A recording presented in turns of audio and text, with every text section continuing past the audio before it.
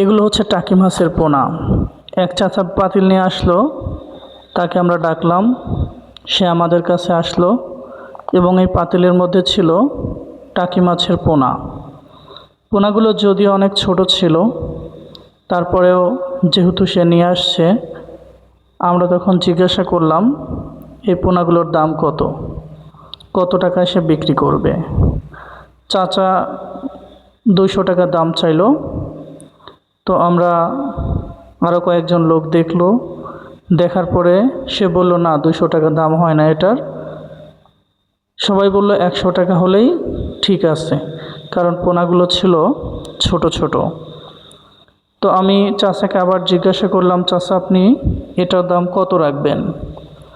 তখন চাচা বলতেছিল যে 200 টাকা। তো সবাই বলতেছিল 100 টাকা ঠিক হবে দাম। পরবর্তীতে কাকাকে আমি বললাম 130 টাকা দেই। তো কাকা রাজি হয়ে গেলেন। তারপরে আমরা এই পোনা মাছগুলোকে পলিথিনে করে নিয়ে যাওয়ার জন্য প্রস্তুত করলাম।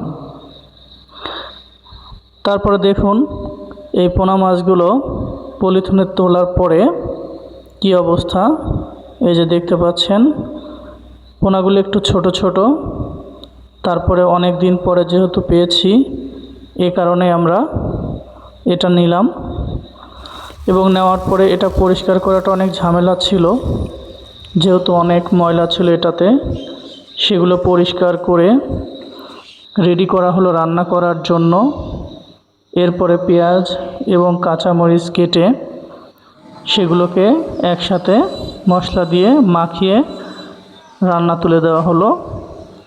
মোটামুটি রান্না শেষ। এরপরে হচ্ছে আমাদের খাবার পালা।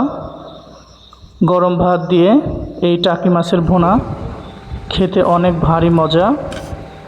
তো যা হোক, যথারীতি অনেক দিন পরে খেলাম, খুবই ভালো লাগলো।